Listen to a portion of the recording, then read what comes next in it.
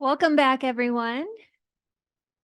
Thank you so much for being here for our final panel of this 3-day event.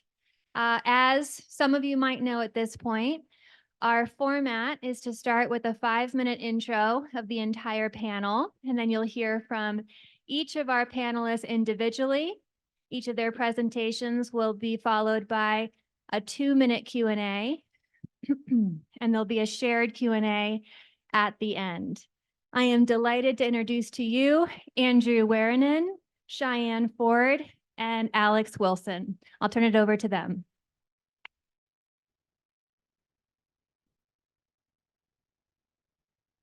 From retrofitting the built environment to energy alternatives and the unique barriers that come with living in an extreme climate, Operation Outreach, the social impacts of improving energy efficiency, will cover how sustainable energy practices will shape our future. In the Gunnison Valley, frigid climate and outdated infrastructure has created unique challenges to keeping homes warm. In the Phoenix Metro, large populations, lack of green spaces, aging infrastructure, and extreme summer temperatures have created an inequity in health burdens to keep the area cooled. Underserved populations in rural and urban environments face different challenges to sustainable housing needs. Our built environment will always have energy needs, and the solutions we create need to center community and environmental health and long-term functionality. Each of our projects will touch on the social and environmental benefits of improving energy efficiency. Our panel will outline practical steps we have all taken towards alleviating the consequences of a worldwide energy crisis on the local level. For instance, here in the Gunnison Valley, we recognize a substantial percentage of residents spend more than 10% of their monthly income on energy alone. These conditions, coupled with the lack of affordable housing options, often lead to severe mental and physical health concerns, especially among our low to mid-income working class. 4 aspects of a household have been identified as the main determinants of energy use and burden. They are geographic location, climatic conditions, physical characteristics of the household, and socioeconomic characteristics within the household. As such, the remote nature of our valley, coupled with its unforgiving climate, exacerbates these challenges. However, we now know that energy assistance programming can instill re-education related to consumption while providing aid to the most vulnerable. My time with the Gunnison Valley Home Energy Advancement Team has been dedicated to determining who their programming is reaching and where they are falling short. Beyond the scope of my project, our panel advocates for self-determination and autonomy, recognizing that fostering personal comfort and health is foundational to empowering the communities we serve. The building and construction industry is responsible for 37 to 40% of greenhouse gas emissions, as we saw in Donnie's presentation as well. For too long, we've been building single-mindedly with cost effectiveness and aesthetic in mind, ignoring the other roles these structures can and should play. Yes, we have to do more with our precious energy and material resources. Most of our residential thermal energy is tied up in single-family detached homes, specifically trailer homes, which are extremely energy intensive. In this type of living arrangement, we grow apart from each other while killing the planet in the process. The American dream of building a 2-story Victorian home with a white picket fence is a plague to our climate goals. Now is the time to invest and rethink our existing residential infrastructure, considering the social and environmental impacts alongside the economic, and embrace historic buildings as treasures in our community in more ways than one. Historic homes are not creepy, cobweb-filled, smelly, and boring places your parents brought you to when you were a kid. With innovative and collaborative design, they can be made efficient, attractive, and cultural centers for place-based learning and education. All the while, they can address pertinent issues like affordable housing and feelings of isolation and individualism. My project looks broadly at 3 spaces within the Gunnison Valley that hold high potential to change the way we look at and interact with our environment, our community, and ourselves. My project will focus on the energy production in the populated region of the Phoenix Metro. Energy, much like mining, is a necessity in our built environment. Energy production is used to light our world, maintain global connections through internet access, and most importantly, provide a comfortable living environment. From the start of my project here in the Gunnison Valley to ending my project in the Phoenix Metro, I have witnessed the needs for an equitable energy future. Low-income communities and communities of color around the nation are the most impacted by the pollution produced by power plants. Later on, I will discuss the impact of peaker energy plants and how we can seek alternatives to a cleaner and cozier built environment. And now, Andrew. Thank you, Cheyenne. There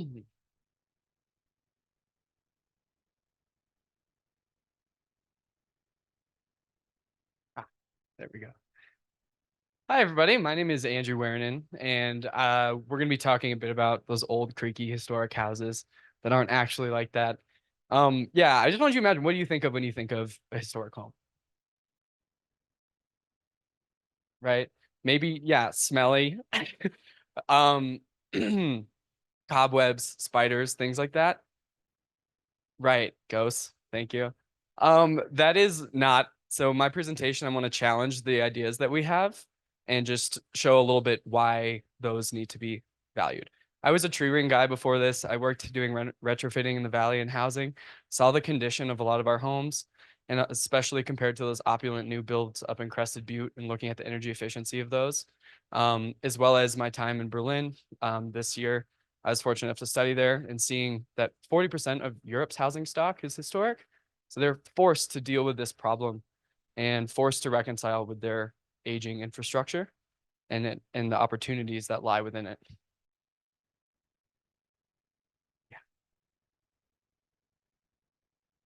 Yeah. Thank you. Okay, so quick outline, talk about the spaces I worked in, the legacy, what that means, vision, talk about the Georgia House, one of my project sites, the Cold Harbor Homestead, and move on to acknowledgements. The third and final site is the Taylor House, and that's in town, and that's owned by Cold Harbor. I won't have time to talk about that in this presentation. So here's a little overview so everyone can understand. All three of the structures are in some degree of in need of renovation and restoration.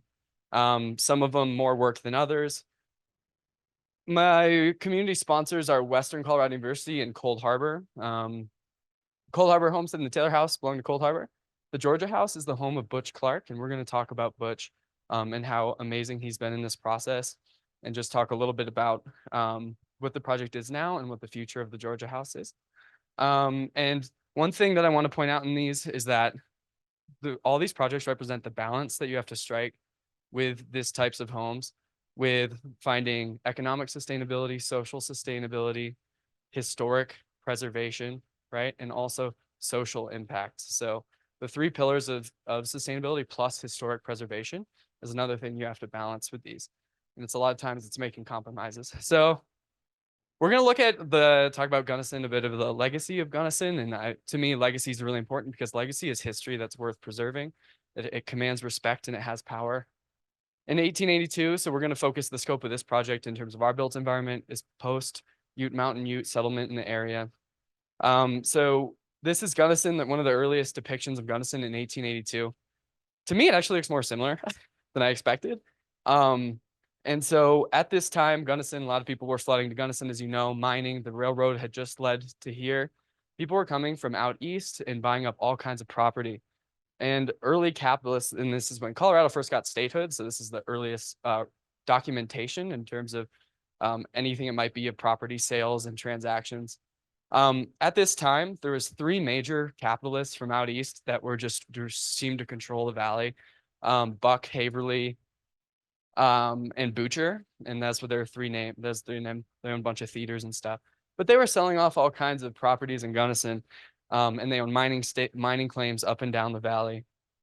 One of the homes that sprung up at this time, you can see here. This is a house on Georgia Avenue. This is one of the project sites. It's really cool to see this proof that this house was there at this time, right in this location. And all these houses around, they have the classic Carpenter Gothic style architecture, the steep roofs, the one-story verandas. And then also at this time, about 15 years later, a man named Clyde Welch moved to the valley about 10 miles-ish outside of Gunnison to the east and built this farmhouse as well as a barn out of locally quarried materials. Really cool, it's still there. This is the current Cold Harbor Ranch site.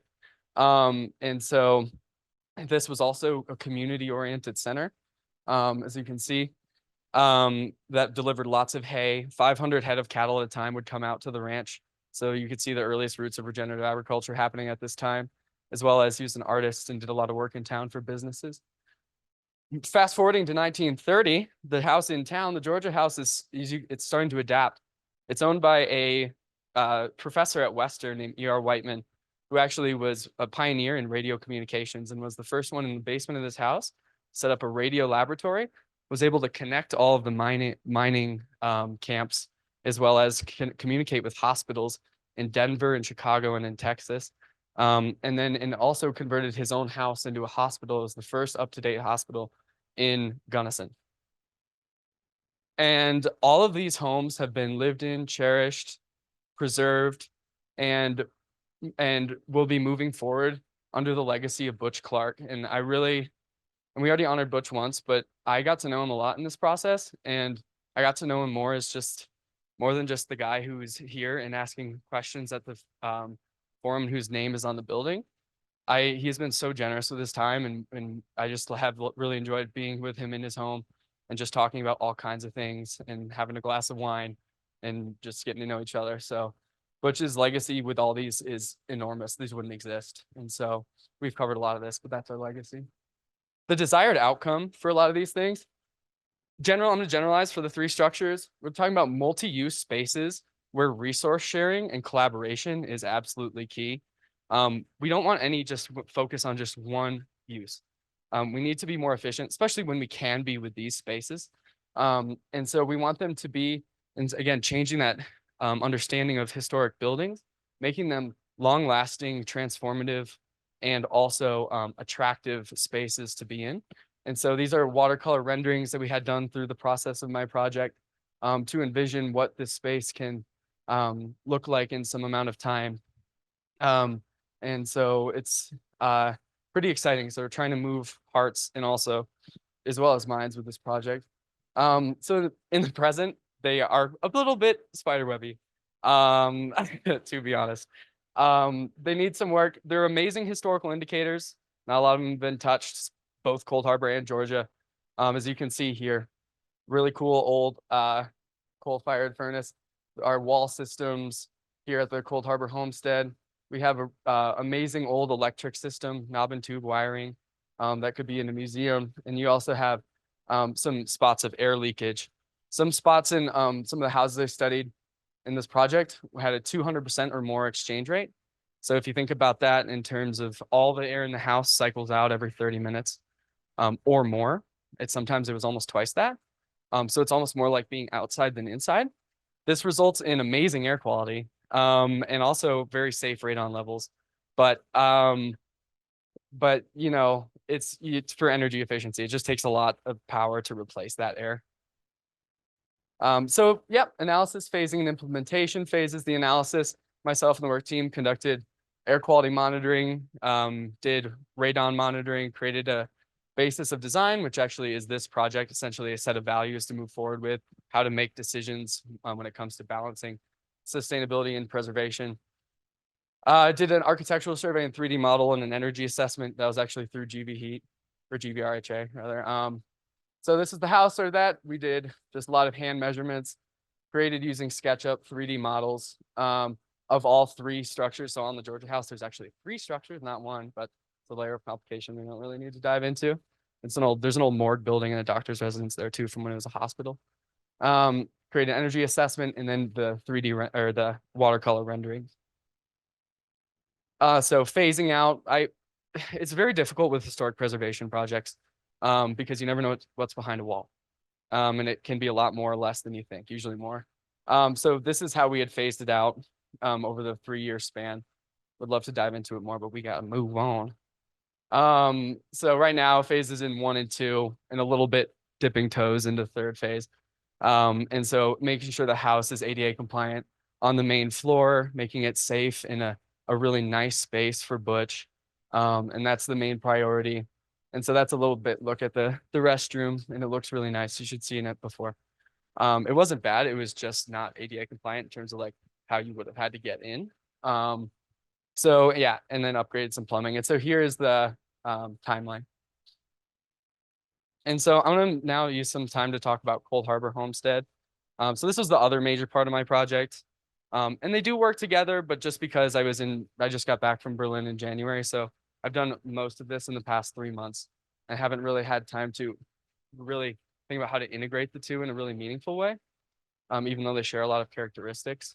So this is a 12.5 acre site out at Cold Harbor Ranch, which a lot of us have talked about with other restoration projects in this forum. But basically there's 4 structures on the property and 3 of them are historic. 2 of them have a lot of historic value, and that's the barn and the farmhouse that I had talked about earlier. And so it's been a 10-year long-ish dreaming process about the space, create a multi-use regenerative living center with staff offices and a museum and a cooperative living village, sort of dipping our toes in sort of like cooperative intentional living elements and resource sharing. So not just thinking about the structural efficiency of the space, but efficiency in terms of how we live together and how we create happiness, as well as sort of the efficiency side. And also interpretive trails, which is pretty cool. So my involvement with this project went through a fairly extensive outreach and interview process and talked to 3 or 4 different comparable organizations, 3 in the US and 1 in Berlin, about just general trying to get some new ideas into our approach to creating the homestead, because now we have a lot of new energy at Cold Harbor for this. And it's a pretty exciting time. It kind of feels like a new dawn. And so I synthesized all of these into an updated timeline for development. And it looks pretty, but it was not pretty before, I tell you. A lot has gone into it. And in terms of sequencing all of the work, and figuring out what's realistic and what's not, as well as, I mean, especially with the historic preservation piece, there's a lot, depending on like re-engaging history, Colorado, which I'll talk about. A lot can take time, especially with the grant process. And so I also created this coherence chart. This was shared with us from Yellow Barn Farm on the Front Range, which is really amazing and is inspirational. Very similar to what we're trying to create on the homestead in terms of having its own internal economy while also serving the community and bringing people together. But that's actually, they run more of an entrepreneurial model, so it's more for profit. But you know, that is very helpful in a nonprofit as well to take components of that, so we can do more of the mission-driven work. So you have money to do those things.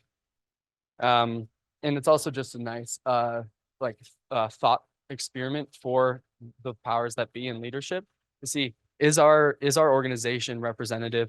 What gaps do we need to fill for us to be successful?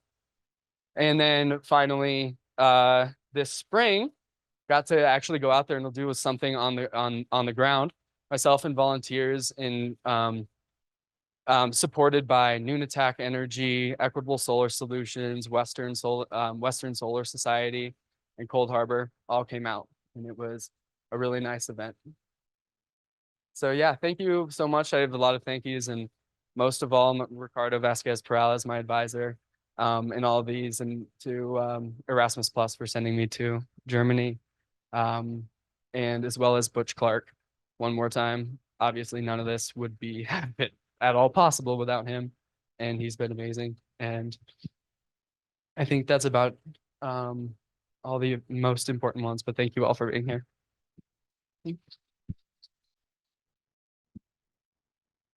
Nicely done, Andrew. We'll go to some questions for Andrew specifically.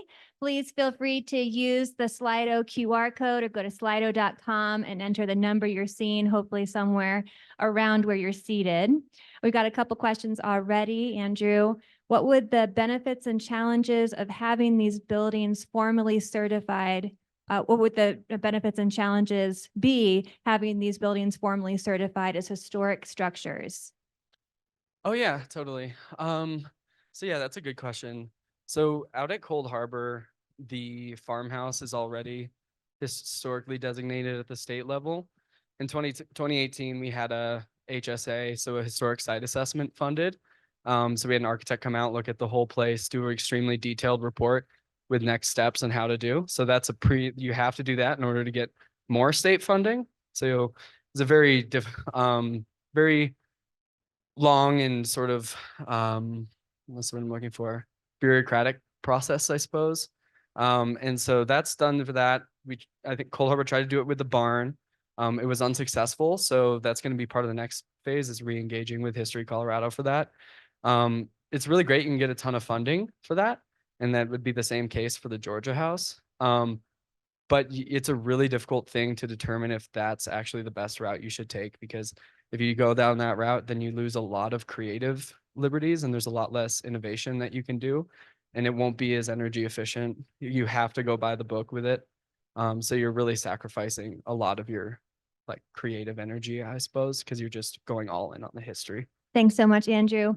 We've got a couple more great questions. We'll have to save those for the whole group. We're moving on to Cheyenne Ford next.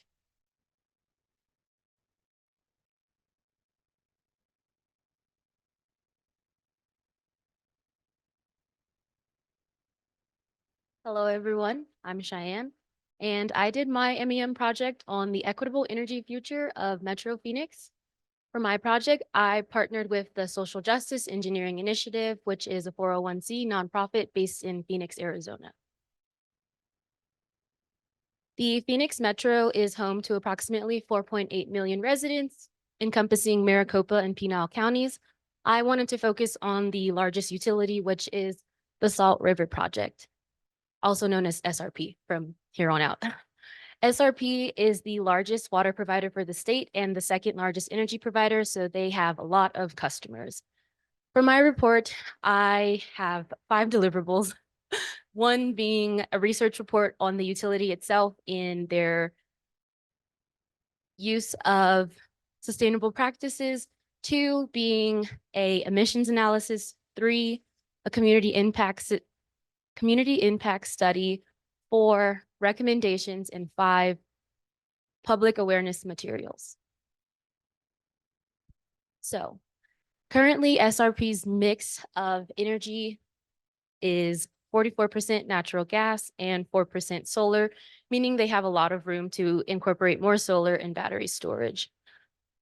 I will get into the 17 peaking plants, but first let's define where our energy comes from. Currently, our energy mostly comes from baseload plants. Baseload plants use a lot of energy to fire up. So during the hotter days, like last summer when they had a 31-day stretch of temps over 110 degrees and nightly temps never going under 90 degrees, there is a lot of energy needed. So to supplement baseload plants, there are peaker plants, known as peakers. Peakers provide energy in short bursts, but the downside to this is that they emit a lot of pollutants. In addition to carbon dioxide, they produce nitrogen oxides, sulfur oxides, NOx and SOx, that contribute to particulate matter and ozone. Here is a picture of one of the plants that I visited, which is the Wayrynen Energy Station, and I will get more into that on the next slide. Above capacity factor is defined, which is the efficiency of a peaker plant, and I have a table on that in the next graph as well. The current air quality in the region is some of the worst in the nation. The American Lung Association has rated it an F in particle pollution and F in high ozone days. So here's a table that I created of the current peakers within the region. These are the 17 throughout the state. As you can see, the ones that are highlighted in red are 11 of the most inefficient. They all operate at 3% or less, which is considered low usage. The plant that was pictured here is, as you can see, Wayrynen has a capacity factor of 0, meaning that this plant actually has net negative generation, meaning that it produces more energy than it actually creates, highlighting the inefficiency of these plants. Next, for my emissions analysis, I wanted to look closely at the utility's sustainability goals. These are their 2035 sustainability goals, and they work within 5-year quantities, with the next goal being for fiscal year 2025. These goals that I assessed, I focused on priority areas 1 and 4 due to those are the ones that were focusing on energy and reduction of natural gas and coal. I found some major issues with these goals that they have set up for fiscal year 2025, focusing on goal 1.2 specifically of their 30% reduction in emissions, they have not, as of their latest updated report from 2023, they have not set a baseline. So I find it pretty difficult for them to meet this by 2025 if they haven't established a baseline. I will later touch on one of the other goals, goal 5.1 in my solutions. Next, for my emissions analysis, I use the Environmental Protection Agency's Co-Benefit Risk Assessment, COBRA, Health Impact Screening and Mapping tool. With this tool, I was able to make measurements and estimates based on the health savings from reducing emissions. Based on that 1.2 goal, I applied a 30% decrease in particulate matter based on the 2023 baseline. So the data for Maricopa County, because it is the most populous county in the state, is displayed separately just because the values were so large. So as you can see, the total health benefit estimate, the high estimate was just under 40 million, which is an incredible savings in health just in that one county alone. And then over here, I have displayed the other peakers within the other Arizona counties as well that provide a low estimate and a high estimate. The COBRA tool recently had an update as well, where they can now measure emissions through ozone, which would have been super beneficial to me, but that update just came out last week. Awesome. So next, demographics. I wanted to look closely at the people that are being impacted by these peaker plants. So this is a graph with the people that live within a 3-mile radius of all of the plants that are located within the Phoenix metro. And as you can see that the majority of residents are non-white and low income.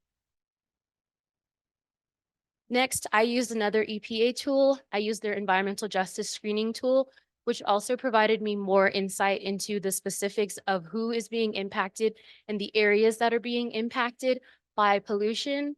This report did not focus specifically on peaker emissions, but it did provide a lot of insight to the specifics of who was being impacted. As you can see, there are 5 Superfund sites within the region. There are also indigenous reservations within the region. Children are some of the most susceptible to air pollution, and there are over 1,400 schools located throughout the Phoenix metro. Next, I wanted to talk about the level of air non-attainment, which focuses on criteria pollutants. For the region, they have a moderate level of non-attainment for over 5 years now, and then they also have a serious level of non-attainment in particulate matter.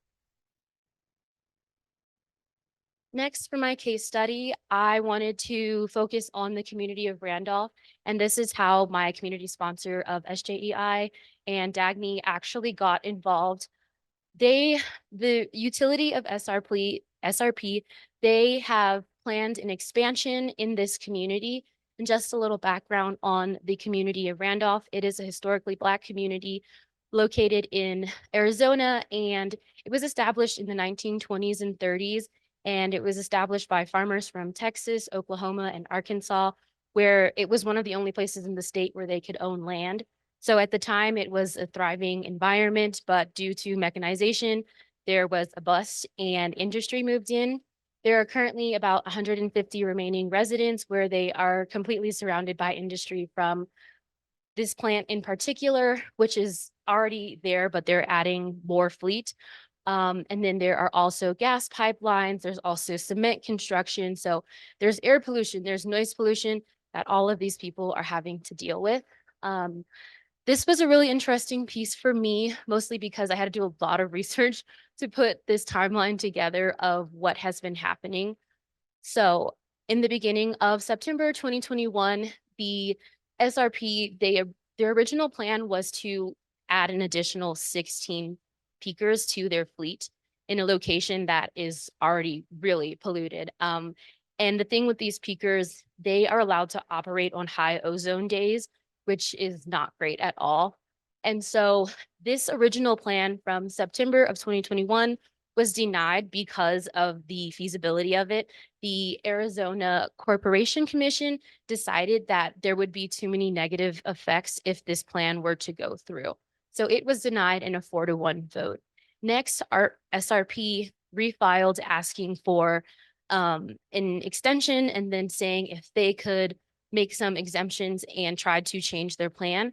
So they plan to relocate 2 of those peakers to one of their other plants, and that was still denied. That brings us to January of 2023, where that was denied. And so then they reorganized their plan and reduced it from the original 16 to 12 units, which would provide 575 megawatts.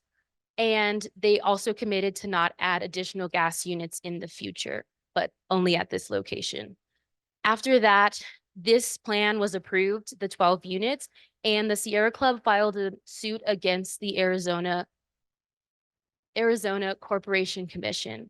And then most recently, in January of this year, that decision to move forward with the expansion was approved. So they will be starting construction on that anytime now within this year or 2025. But the residents there and the Sierra Club are determined to keep working against this. One of their plans that they had was to provide a lot of financial funding into this community through means such as tuition assistance for generations to come, when they are not really trying to find other equitable means that would not add more emissions to the region. So I came up with 3 recommendations, one being that they need to actually engage with the community. That goes back to their goal 5.1, which states that they want an 80% approval rating from their customers. Approval rating from customers is not the same thing as engaging with community. That should not be their only goal that they have stated for that. So members of communities such as Randolph, because they are an unincorporated entity of the city of Coolidge, they do not have a say in local government. They do not have a vote. So I recommend that they actually engage with communities and work with the people, because as a cooperative, they should be representing the needs of all of their customers and not just the ones in the most affluent areas. My second recommendation is to divest from coal completely by 2035. Nowhere in their sustainability goals have they stated that they will completely divest from coal. They have only mentioned that they will reduce their use of coal, but actually in 2022, they increased their use of coal because of the cost of natural gas. And they stated that it was because it was better for their customers, but I beg to differ. Lastly, my third recommendation is to invest in community well-being. In the Phoenix Metro, there are 4 parking spaces for every 1 resident, leading to a high level of paved surfaces. It has been proven that adding more trees in the area could reduce temperatures by up to 8 degrees, leading to less energy needs. Lastly, this is the public awareness material that I created. It's a lot to learn about energy and the impacts. So I wanted to create something that would be palatable for just the average reader. And so at the bottom, I've highlighted the health risk factors in the specific parts of your body that are impacted by being near one of these plants. And then I also just wanted to put in some data on the amount of emissions that are produced. So as you can see, they have produced 10,000 metric tons, an increase from fiscal year 2022, which is equivalent to 100 male blue whales in weight, which is mind-blowing. And then I also just wanted to put in some more data as well, so people can understand like what exactly is a peaker plant and how this impacts human health and the environment. Next steps for this project could include translations of the materials, because when I used the environmental justice tool provided by the EPA, that there is a large number of non-English speakers in the region. And I would also like for someone to continue my project and actually do a photo study with the community of Randolph, because that is something that needs way more time than I was allotted for my project. Lastly, I just wanted to say thank you. I have so many people that I would like to acknowledge. I have a lot of people supporting me over Zoom. So hello to my day ones. And also, most importantly, my faculty mentor, Sally Thode, who is retiring this year. Thank you so much, Sally. And my community sponsor, Dagny Signorelli. She is also completing her MSc degree right now. So shout out to her for helping me while also completing her own degree. And yes, also Dr. Melanie Armstrong, Sally Romero, Dr. Jessica Eckhart, Dr. Kendra Jesta Armin, and Lindsay Dolezal. Thank you. Many thanks. Thank you so much, Cheyenne. I'm sorry to say we're out of time for questions for Cheyenne specifically. So many great ones came in. Audience, you'd help me out if you like some of the questions that you'd really like us to come back to for our Q&A wrap up. With that, I'll turn it over to Alex Wilson.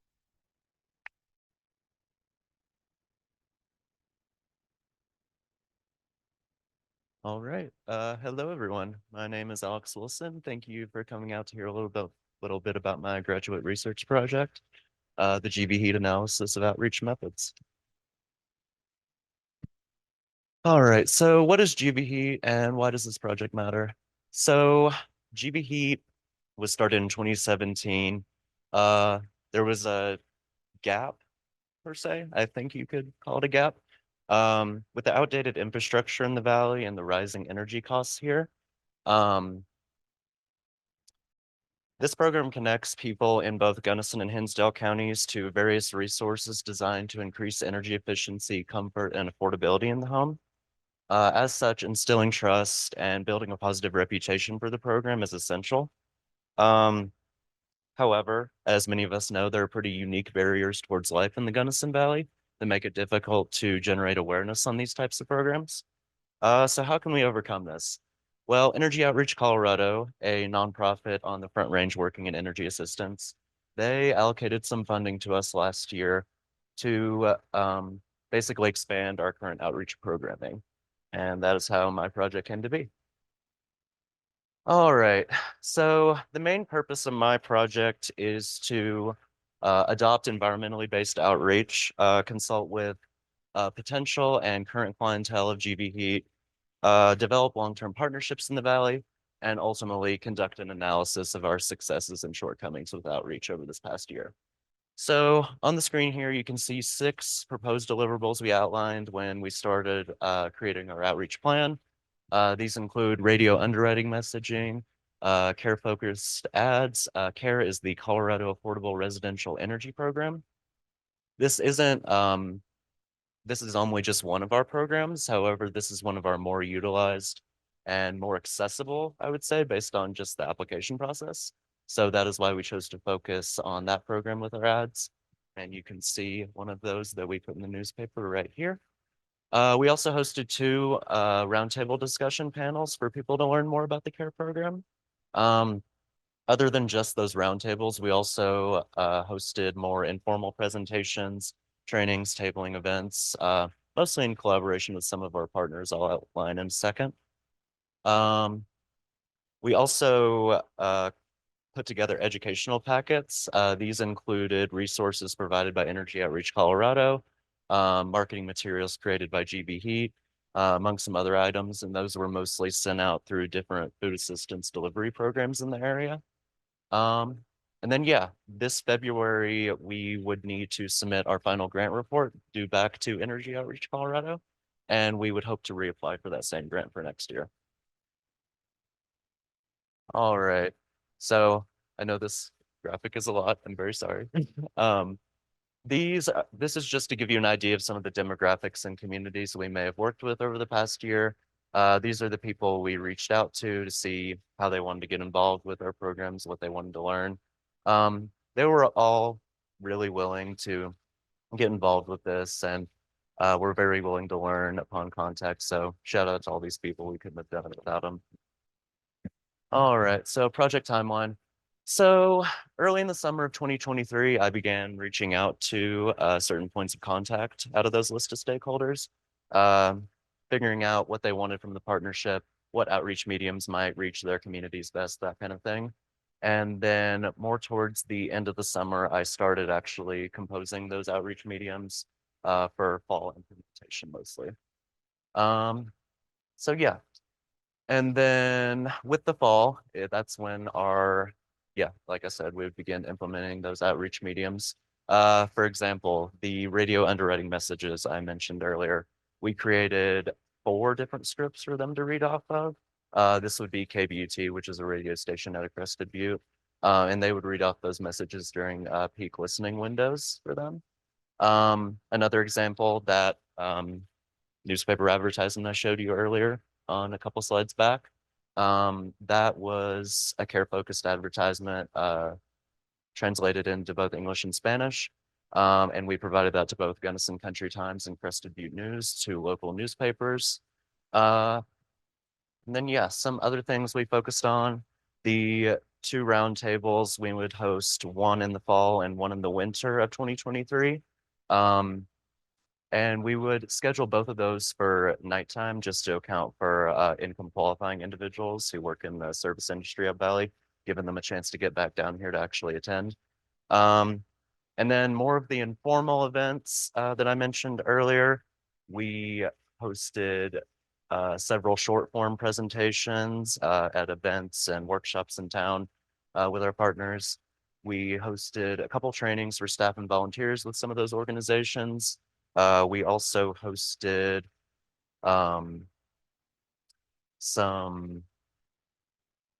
sorry, lost my train of thought.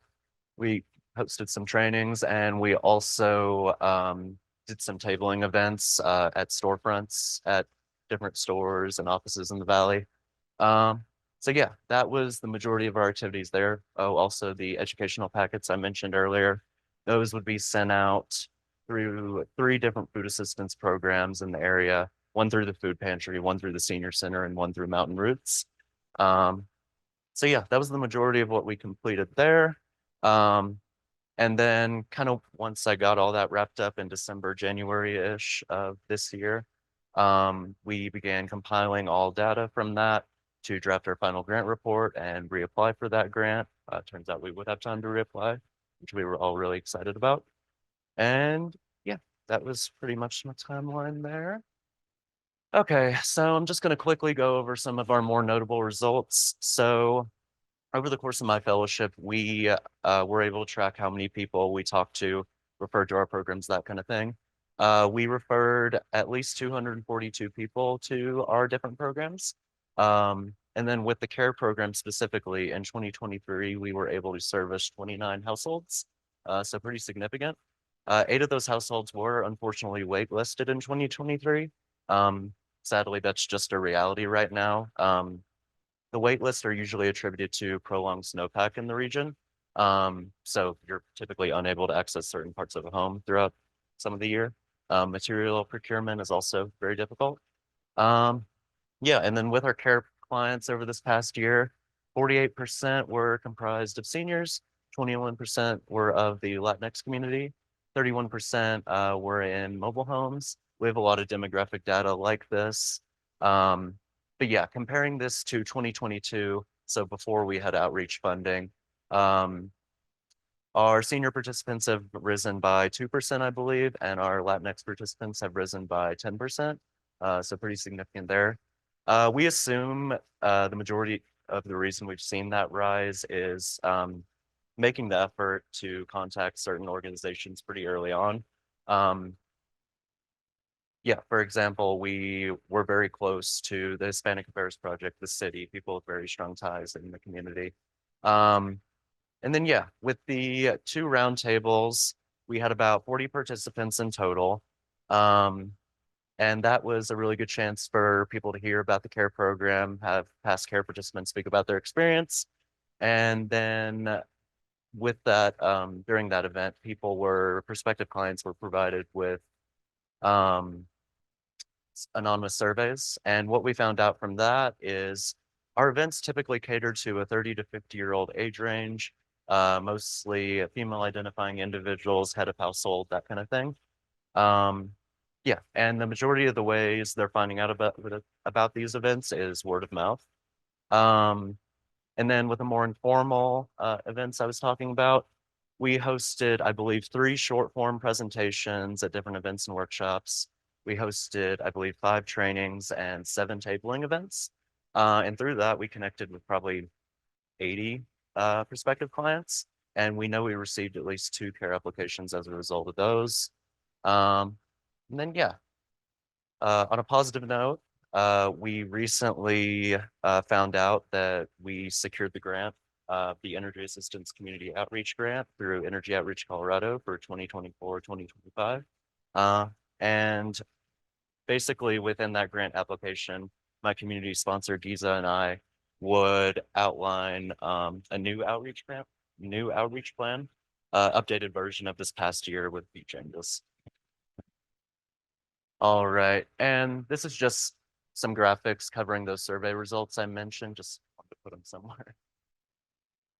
All right, so key recommendations. So these recommendations are mostly just going to cover what we're going to be updating for next year, not going to go into what we're keeping. But this is what we would outline in that grant application we were awarded. So we recently recruited an AmeriCorps service member to take over my position. That's mostly for capacity building purposes. I was really only working 1 day a week over this past year. And we were able to get a lot done, but with their schedule, they'll have a lot more capacity for sure. We're hoping to write up 2 case studies on 2 past care participants, one in English, one in Spanish. We're going to post that through social media, news ads, that kind of thing. New this year, we're hoping to arrange a tour of a retrofitted home, just to demonstrate weatherization success to the community, see what's possible. We're also going to be continuing with our roundtable discussions, making sure to consult with this Bank Affairs project, the city, Health and Human Services, just to make sure we're not missing anything when planning all that. Continuing to build our relationship with current partners. That is mostly going to be trainings, especially for people who maybe didn't receive them this past year, those staff and volunteers. We're going to be tabling just more all around. That kind of thing. And then a few other things. We are going to be building new partnerships though, especially in the health sector. So that's going to be with Juvenile Services, Project Hope, who works with DV victims, home health professionals at the local hospital here to see if they would be open to being trained on our services. We're going to hope to continue to streamline our outreach to the Latinx community. There's just some things we haven't quite tapped into yet. There's a lot of Spanish-speaking WhatsApp groups within our community that let people know about certain happenings. Can we maybe train English language instructors down at the library? Possibilities are kind of endless. We're going to continue to increase surveying to understand our impact, not just with event attendees, but also people who had received retrofits in the past, just to get their understanding of the program. And then we're going to continue with our news ads just to solidify our presence. New this year, though, we are going to be featuring an ad on the side of the RTA buses just to catch the eye of commuters going up and down Valley. So yeah, that is parts of the new plan that got us funding. So to wrap up my presentation here, Giza Michael, my community sponsor, amazing resource, has really taken me in, made me feel like a part of the housing authority team. I cannot recommend her enough, and she's been just so amazing to work with. Dr. Zanatel, my community sponsor, excuse me, my MEM advisor, really helping me fine tune my materials over the past year, really helping with professional development goals, just an excellent resource as well. Kate Clark and Gary Van Gelder, helping guide me through the institutional review board process. The Haley family for funding some materials and supplies for GV Heat. Energy Outreach Colorado, for funding my position in the first place and giving us the chance to receive funding again. All past, present, and future GV clientele, and all my fellow MEMers who have continually supported me. Thank you. Nicely done, Alex. All right, we've got about 2 minutes for questions. Oh, 1 minute for questions for you specifically, Alex. From your recommendations, where would you prefer the community start, or perhaps the next step that you'd like to see the community take to advance this work? That is a very broad question. Next, ooh. Could you repeat it for me one more time? Sure, if you have time, we do. From your recommendation, perhaps I'll phrase it this way. What do you think the next step the community should be? I mean, I think the biggest problem that I've noticed from my research is we have a hard time breaking down the barrier with these types of services. There's like a shame component. There's a lack of trust still. We have a lot of people who will come into our office, start asking questions, but won't give us any information, won't follow up. Yeah, I think that's the biggest struggle with it right now for sure. So figuring ways to break down that stigma with these kinds of programs is probably the biggest thing, maybe not the first. Thanks, Alex. And a question on the issue of barriers. Someone else is asking if the new AmeriCorps member would need to be bilingual. Isa, you might be able to answer that better than me, actually. I don't want to say it's necessary. We've made a lot of like really good connections in Gunnison. We have an excellent team of interpreters, very close connections to them. So I wouldn't say it's necessary. Could be beneficial, but Thanks so much, Alex. All right, we now have about 10 minutes for questions for the whole group. I have a lot on the list. Again, it would help me out if you like the ones you want me to select. We're not going to have time for all of them. I'm going to go first to Cheyenne. And this question, Cheyenne, has Salt River Project been receptive to your suggestions and your public awareness materials? FYI, a different member of the audience mentioned that they're beautiful. So has SRP been receptive to your suggestions and interested in using those awareness materials? First, thank you. I am a Canva queen. Graphic design is my passion. Second, so there's so much that we didn't get to mention because we only get 11 to 13 minutes. Originally, when I started, I was actually meeting with a group outside of SJEI, which is multiple members within the Phoenix Metro. So they are all working together to inform the community on the impacts of peakers. So I was really hoping to work more with that group, but unfortunately they ran out of funding at the end of last year. So that kind of just stopped at January of this year. So I'm hoping going forward that they will be able to find more funding to continue that work and that I will be able to utilize all of the materials that I made. Thanks, Cheyenne. The next question is for everyone. What do you wish more people knew about the social impacts of improving energy efficiency?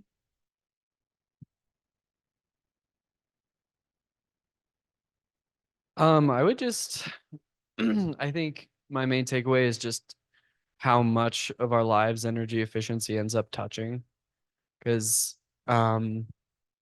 it's, if saving $100 a month, I don't know, I just made that up, but saving $100 a month on your utility bills, just month after month after month, can really, really help out a family or a individual or a couple. And also, that also touches just the comfort of a home.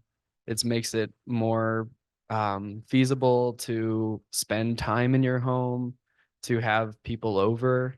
So I would say I don't know how deep that goes in terms of all the areas that it sort of ripples out and touches, but just how, I guess, interdisciplinary it really is.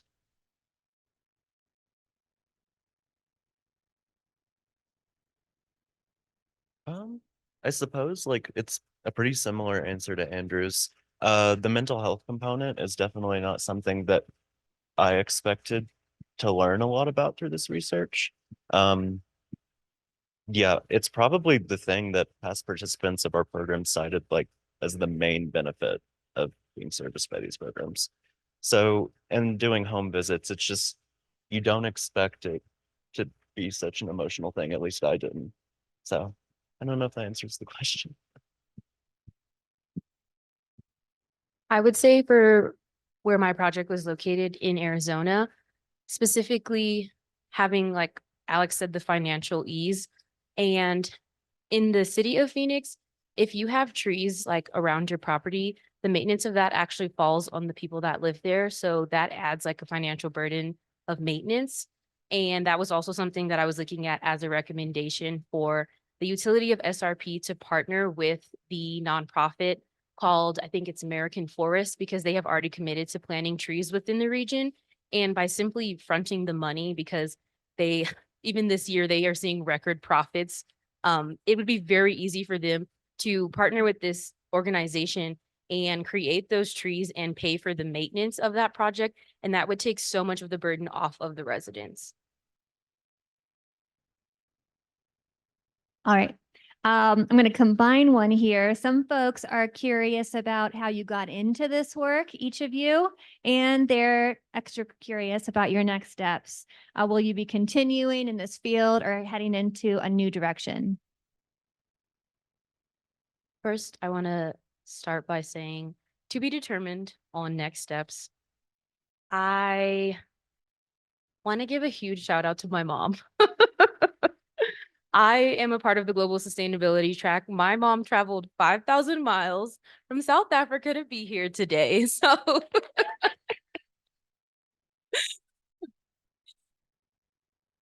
I believe I was like 10 years old when my mom got her master's degree in public health. So she just signed me up to be a civil servant. And that's what really got me involved in this work. I have a big heart.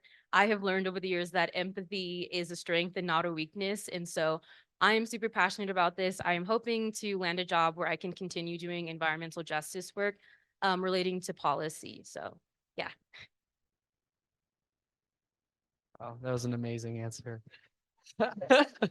Yeah, so I did not foresee myself getting into or presenting on something relating to the built environment. Like I said, in undergrad I studied tree rings and was also an English major, and so I yeah, I got into this just by just sort of like, oh, this job is available and it sounds more interesting to me than like washing dishes, so I'm just gonna do it. And then I started like getting into homes in the valley and meeting people in that field, and then meeting people in the program who work in alternative energy, like Donnie. And so now, I'm working this summer at Nunatak, doing installations, and then also doing a lot of like the back end work in the office of making those jobs happen. And so that's going to be amazing, and I'm excited to see how I enjoy it. I'm really excited about it, and we'll see about the future after that. But that's kind of it for now. Did I get into this? I think that was okay, gotcha. And then where are you going next as well? Gotcha. Um, yeah, I trying to remember. I think I got connected with Giza through my good friend Abby, who's also in the program with us. Um, I think she was starting to get involved with the city, and she just sent me a post and she's like, you should apply for this, and it's a perfect match. Um, yeah. And here we are now. But next steps. I'm just happy to take a break, honestly. Glad to hear it, Alex. Okay, another combo question. Some folks were curious about perhaps one insight that you'd want to pass on to the general public based on what you learned, and or something that was most surprising throughout the course of the work. So most surprising, or the one insight you'd like to share.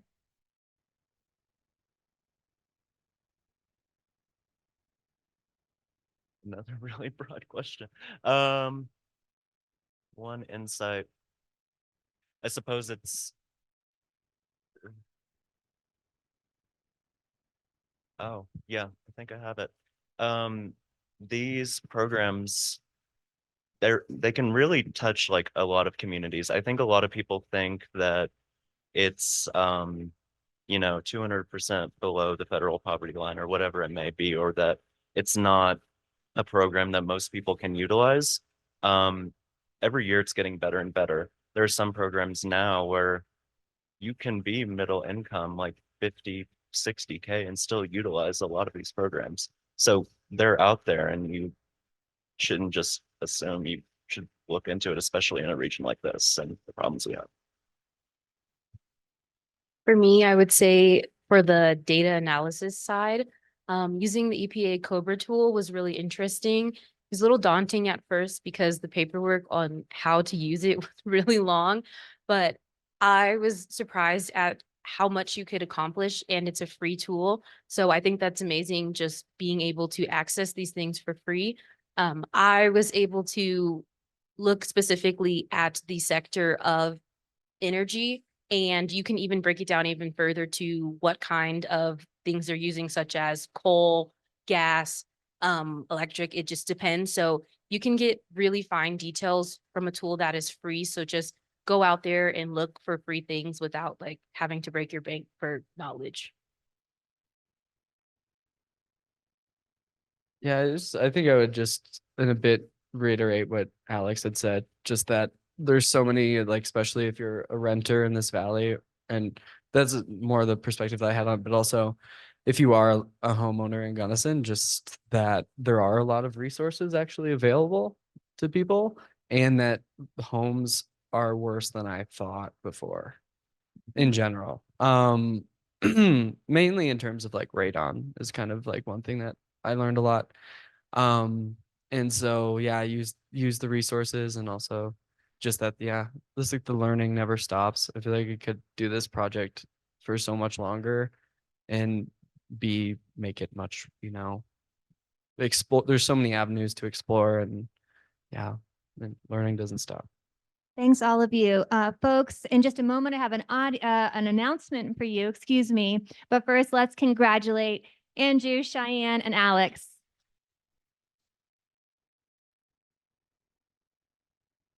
Well done. Congratulations to all of our graduates. Thanks, everyone, for joining us. And we've got a little bit more to invite you to. Starting at 3 p.m. will be our Clark School celebration for all 3 programs, the ENVS undergrad program and our graduating seniors. And of course, the folks you've heard from in the MSc and MEM program. Please join us outside of Kelly Hall at 3 p.m. Graduates, remember that your additional ceremony and celebration is at 5 p.m. Thanks again, everyone.